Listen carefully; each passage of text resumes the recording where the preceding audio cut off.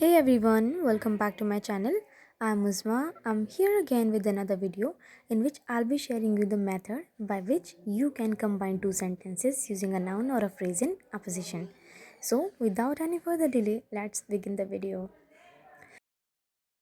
अच्छा नाउन की डेफिनेशन बताकर मैं आपको बिल्कुल भी बोर नहीं करना चाहूँगी because I know that everybody knows noun is a name of a person place animal और थिंग और एनी आइडिया है ना।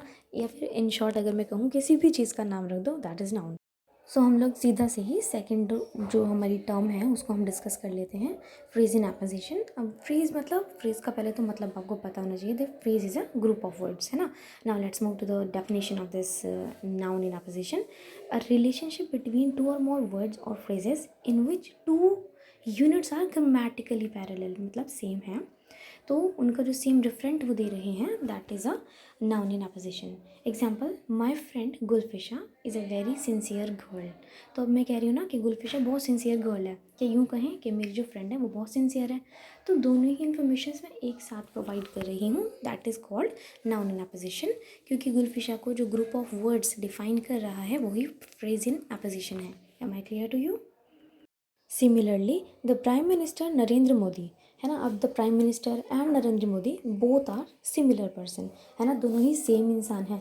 तो मैं अगर ये कहूँ कि हमारे इंडिया के जो प्राइम मिनिस्टर है ना बहुत ही अच्छे स्पीकर हैं, या यूँ कहें कि नरेंद्र मोदी जी एक अच्छे स्पीकर हैं, तो उन दोनों ही बातों को एक ही सेंटेंस में कहने के लिए मैं नाउन इन अपोजिशन या फ्रेज इन अपोजिशन का यूज़ कर रही हूँ। Okay, now moving to the exercise that is saying that combine the following sentences by using a noun or phrase in apposition।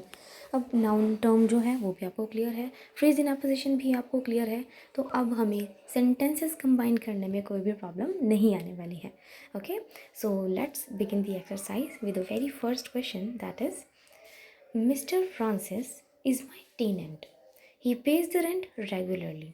अब ये जो मिस्टर फ्रांसिस है ना, मेरे टेनेंट हैं, जो मेरे किराएदार, ये जो रेंट है रेगुलरली पे करते हैं। तो मैं ऐसे ही बोल सकती हूँ उसको, है ना। तो मैं क्या बोलूँगी, सिंपली सिंपल वर्ड्स में मैं कैसे बोल सकती हूँ सेंटेंस को, that mister Francis my tenant pays the rent regularly. अब यहाँ पे आप क्या करोगे, ही को बिल्कुल रिमूव कर दोगे आंसर से, क्योंकि हम ये देखेंगे more information is we are getting the more information by the noun and not from the pronoun.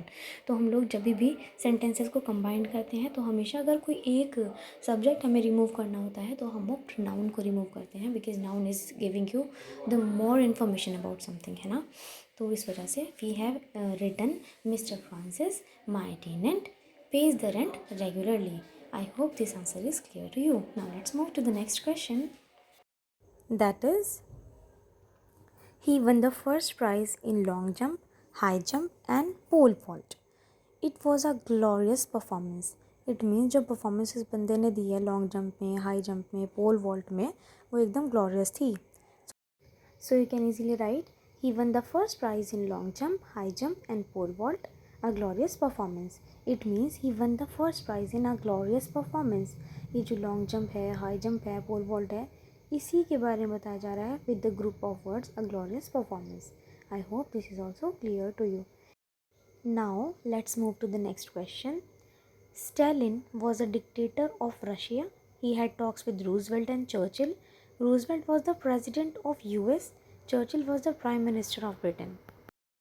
अच्छा स्टूडेंट, सच सच बताना कि आप में से कितने लोगों को लग रहा है कि ये ऊपर जो लाइन लिखी है ना उन्होंने, कंबाइन द फॉलोइंग सेंटेंसेस, इससे अच्छा तो कंबाइन द फॉलोइंग पैराग्राफ ही लिख देते, है ना। मतलब इतना बड़ा क्वेश्चन दे दिया। Well, it is very easy question and you can easily combine it too. Let me tell you how. Stalin was a dictator of Russia, यानी कि जो स्टेलिन है रशिया का dictator, had talks with Roosevelt and Churchill. अब Roosevelt कौन है, he is the president, he was the president of US. And Churchill कौन थे, Churchill was the prime minister of Britain. Although the question is very lengthy but it is really very very easy. तो let's see how to combine the sentence. You just have to put the commas at the correct place. Okay, इतना कर लेना बस, और बाकी कुछ नहीं करना है। See, Stalin the dictator of Russia. Now we are adding the verbs, है ना, क्योंकि हमने वॉज रिमूव किया। Had is already showing you the past form, that is had talks with Roosevelt. Now putting a comma we will tell कि ये जो Roosevelt है इसका फ्रेज इन अपोजिशन क्या है, the president of US, and Churchill, अब Churchill का जो फ्रेज इन एपोजिशन है that is the prime minister of Britain. तो इस तरीके से ऐड करना है और बस कॉमा सही जगह पर पुट कर देना, and at last you have to put the full stop also, don't forget to do that too. It was a very very simple question. Okay, now let's move to the next question. Mister Paul is my tenant, he doesn't pay the rent regularly. अच्छा, इससे ना पहले वाला question याद आता है मुझे कि वो जो मिस्टर फ्रांसिस थे उन वो तो बहुत अच्छे इंसान थे, मतलब वो टाइम पे रेंट पे कर रहे थे, है ना। मिस्टर पॉल नहीं करते। Mister Paul is my tenant and he doesn't pay the rent regularly. तो हम इसको कैसे कंबाइन करेंगे कि जो मिस्टर पॉल हैं मेरे टेनेंट, वो टाइम से यानी कि रेगुलरली रेंट पे नहीं करते हैं, है ना। So we can easily combine it like mister Paul comma my tenant doesn't pay the rent regularly.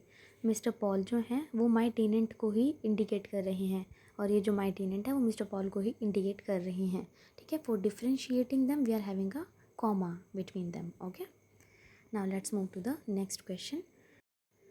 Rama killed Ravana, Ravana was the king of Lanka.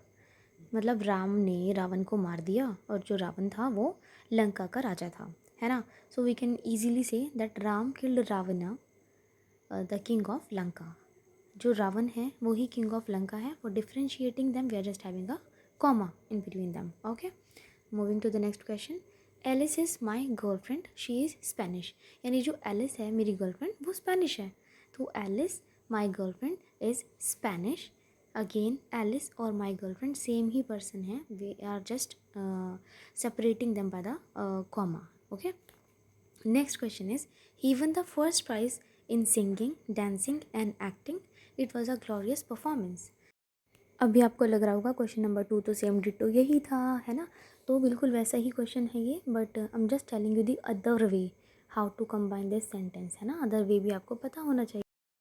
So you can combine it like, he, the winner of first prize in singing, dancing and acting, gave a glorious performance.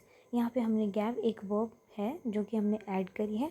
If you are adding any verb, it should be in the same tense the question is in. Okay, जिस tense में question given है उसी tense में आपको verb भी add करनी है, and the verb should also be appropriate. Okay, according to the question. Now let's move to the next question. I love Ritu very much, she is my sister. It means मैं रितु को बहुत प्यार करती हूँ, वो मेरी सिस्टर है। यानी मैं अपनी सिस्टर रितु को बहुत प्यार करती हूँ।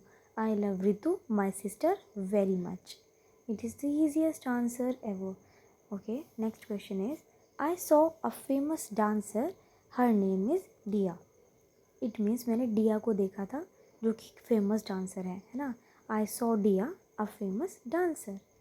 एंड डिया और डांसर जो सेम है, इस वजह से we are separating them by putting the comma down. Okay, now let's move to the next and last question, that is, my friend was killed in a plane crash, he was one of my greatest supporters in my bad time. यानी मेरे बुरे वक्त में जो काम आने वाला greatest supporter था, अब वो इस दुनिया में नहीं रहा, वो प्लेन क्रैश में चला गया इस दुनिया से, है ना। तो you can easily combine this sentence like, my friend, one of my greatest supporters in my bad time, was killed in a plane crash. So this was the last question of this exercise. I hope you have enjoyed it well. Now I'm giving you one question for your homework also. Let's see what is the question. Neha Kakkar is a singer.